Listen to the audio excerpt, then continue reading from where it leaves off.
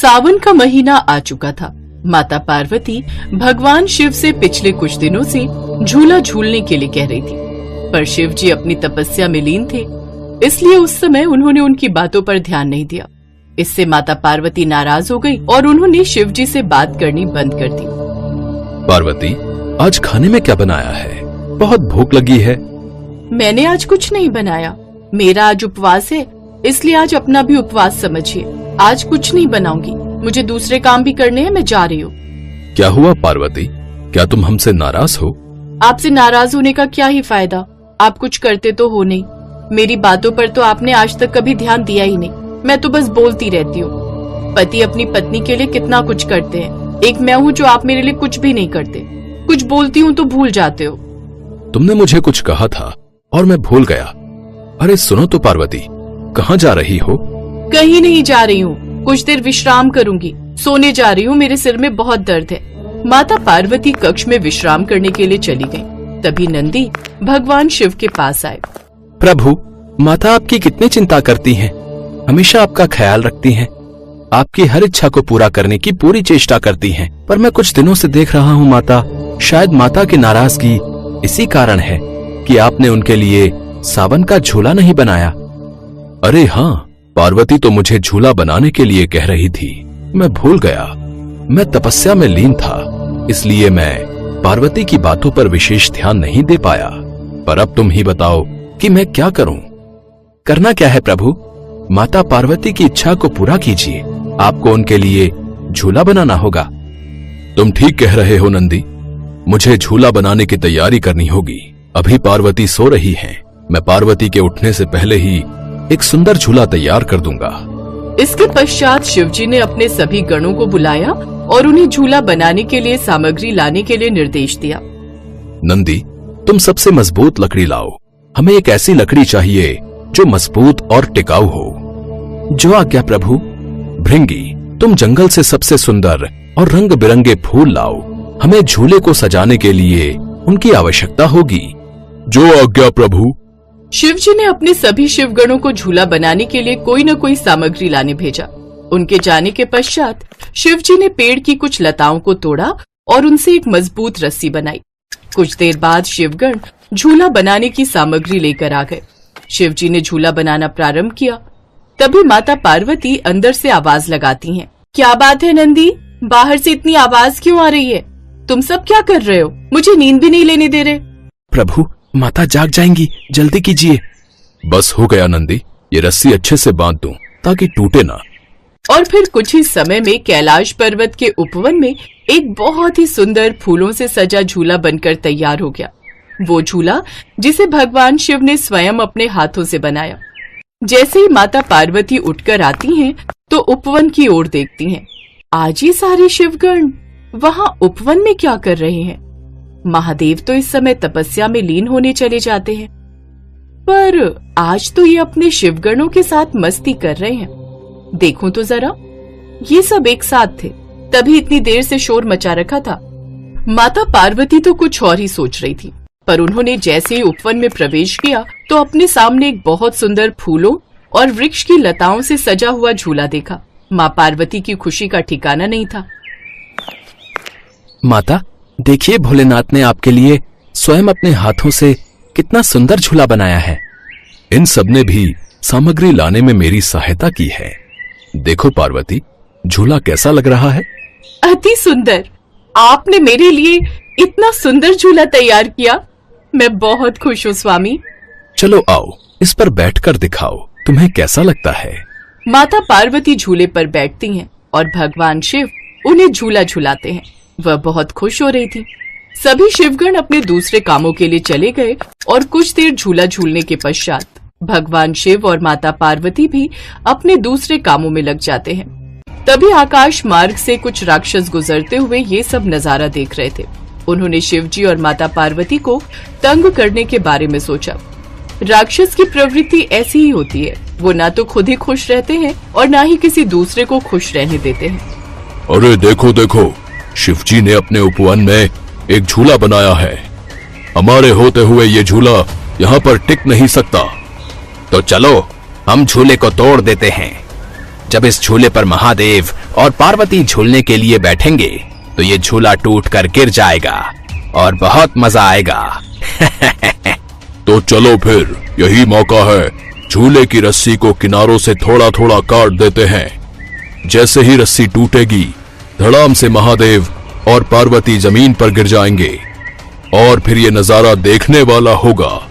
हाँ, जब झूला टूटकर नीचे गिरेगा तो पार्वती शिव पर क्रोधित हो जाएगी और फिर इन दोनों में घमासान युद्ध होगा और हम इस युद्ध का खूब आनंद लेंगे।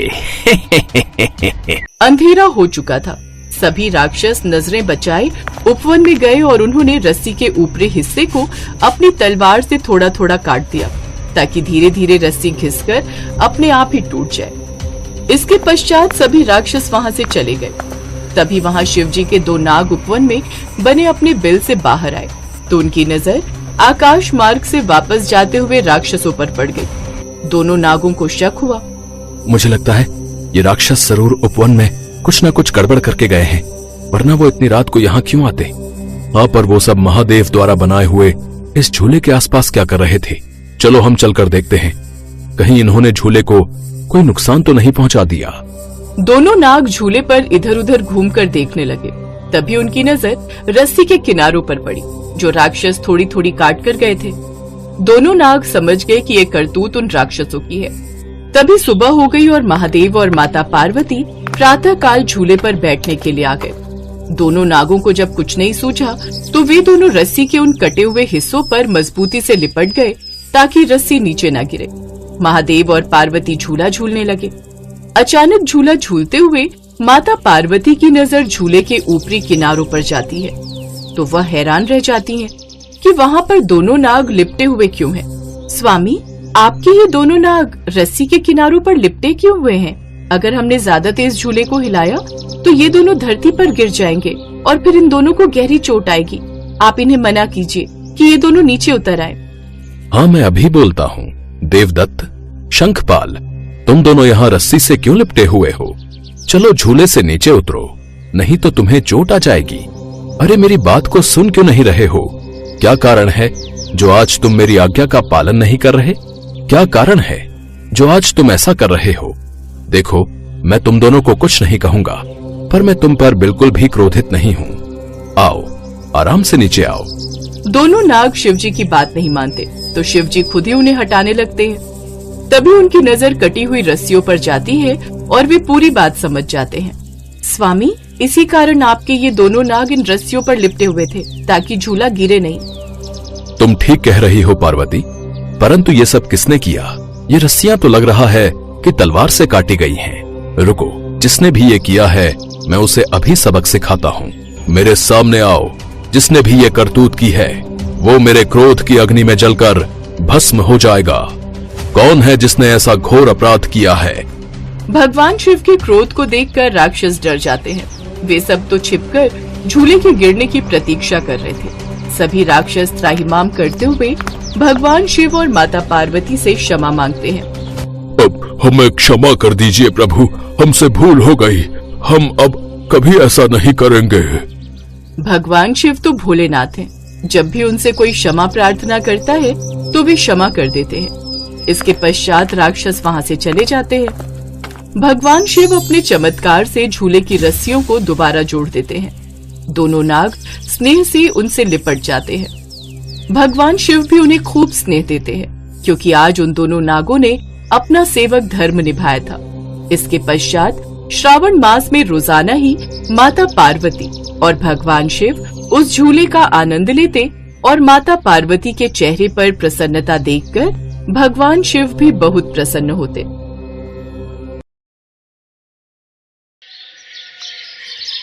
जल्दी आइए प्रभु, जल्दी आइए। क्या हुआ नंदी? प्रभु, अनर्थ हो गया। अनर्थ। अनर्थ? क्या किसी असुर ने फिर से स्वर्ग लोक पर हमला कर दिया? नहीं प्रभु। तो क्या कोई दुष्ट पृथ्वी लोक पर? नहीं प्रभु, नहीं। तो फिर क्या हुआ है? बताओ नंदी। मुसीबत में है। कौन? बताओ कौन मुसीबत में है? हम प्रभु, हम। क्या व्यर्थ की बातें कर रहे हो नंदी? प्रभु, ब्रह्मा जी आपकी प्रतीक्षा कर रहे हैं। आप शीघ्र चलें। आप अब वही आपको इस भीषण समस्या से अवगत कराएंगे। नंदी की बात सुनकर अब तो भगवान शिव भी परेशान हो गए। वो जल्दी से वहाँ गए जहाँ ब्रह्मा जी परेशान बैठे थे। प्रणाम ब्रह्मा जी, कहिए कैसे आना हुआ? महादेव को प्रणाम है, बड़ी विपत्ति आन पड़ी है प्रभु। विपत्ति? वो भी आप पर? नाम बताइए उसका, जिसने आपको यहाँ मेरे पास आने पर विवश कर दिया। महादेव, वो आपकी पत्नी देवी पार्वती हैं। पार्वती? उन्होंने क्या किया? उन्होंने कुछ नहीं किया, अपितु आपने किया है प्रभु। पर हमने क्या किया? आपसे अनजाने में बहुत बड़ा अनर्थ हो गया भोले भंडारी। पर क्या किया है मैंने, ये तो बताइए। आपने देवी पार्वती को रुष्ट कर दिया है प्रभु। कल शिवरात्रि का त्योहार था।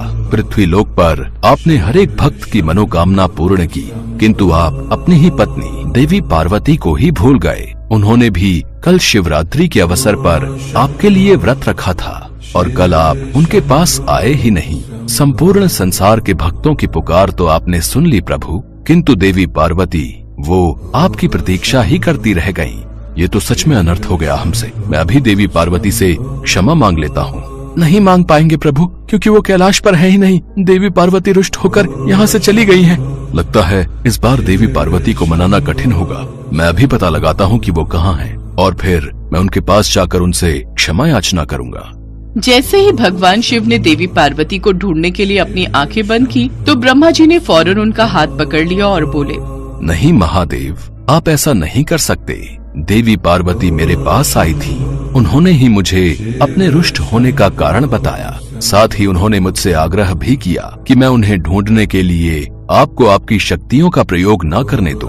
देवी पार्वती की इच्छा है कि आप उन्हें एक सामान्य मानव की तरह ढूंढें और उन्हें ढूंढकर उनकी पसंद की वस्तु भेंट में दें। उसके पश्चात ही वो कैलाश वापस आएंगी। है? किंतु ये कैसे संभव होगा प्रभु? हमारे लिए कुछ असंभव नहीं है नंदी। यदि देवी पार्वती की यही इच्छा है तो ऐसा ही होगा। चलो हमारे साथ नंदी।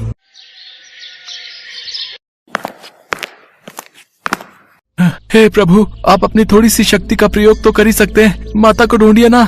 ऐसा नहीं हो सकता नंदी, ये ब्रह्मा जी के आदेश की अवहेलना होगी, साथ ही देवी पार्वती की इच्छा का निरादर भी। हमें देवी पार्वती को ऐसे ही ढूंढना होगा।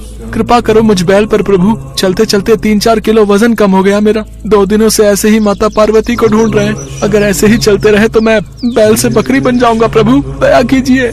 अगर ऐसी बात है तो बुद्धि लगाओ नंदी। देवी पार्वती कहाँ जा सकती हैं? मैं समझ गया प्रभु, हो ना हो वो पर्वतों पर अपने पिता के पास गई होंगी। तुम सच में बैल बुद्धि हो नंदी।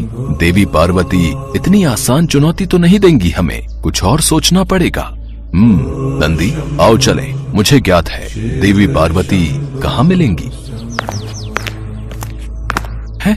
ये तो आपका ही मंदिर है प्रभु, कितना भव्य और विशाल है। पर यहाँ क्या आप स्वयं से सहायता मांगने आए हैं? नहीं नंदी, देवी पार्वती चाहे कितनी भी रुष्ट हो जाएं, पर वो मेरी पत्नी है, साथ ही मेरी परम भक्त भी। मुझे पूर्ण विश्वास है कि वो हमें यही मिलेंगी। बस अब इन नारियों में मुझे देवी पार्वती को पहचानना है। पर यहाँ पर तो हर नारी घूंघट में है महादेव। अब माता पार्वती को पहचानेंगे कैसे?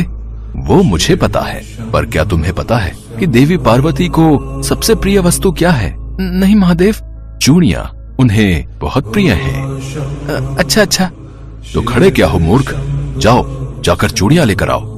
इतना सुनते ही नंदी फौरन भागकर सामने की दुकान से हरी हरी चूड़ियाँ लेकर आ गए और इधर भगवान शिव माता पार्वती को पहचानने की कोशिश करने लगे। तभी उन्होंने देखा कि घूंघट ओढ़े एक महिला गरीबों को खाना खिला रही है और ये देखते ही भगवान शिव उनके पास दबे पांव गए और उनका हाथ पकड़कर झट से उसमें चूड़ियाँ पहना दी। चूड़ियाँ पहनाते ही माता पार्वती ने अपना घूंघट ऊपर किया और फिर झुककर महादेव के चरण स्पर्श किए। हमें क्षमा कर दो देवी पार्वती। कर दिया प्रभु, और आपकी बुद्धि और विवेक को भी मान गई। देख लिया माता, ढूंढ ही लाए ना आपको। मैंने ही कहा था प्रभु से कि हो ना हो आप यही महादेव के मंदिर में ही मिलेंगी। नंदी की बात सुनकर तीनों जोर जोर से हंसने लगे। उसके बाद नंदी पर सवार होकर भगवान शिव और देवी पार्वती कैलाश की तरफ चल दिए। लेकिन माता पार्वती की नजरें तो बस अपनी कलाइयों पर ही टिकी थी, जिन पर महादेव की भेंट की हुई चूड़ियाँ खूब जच रही थी।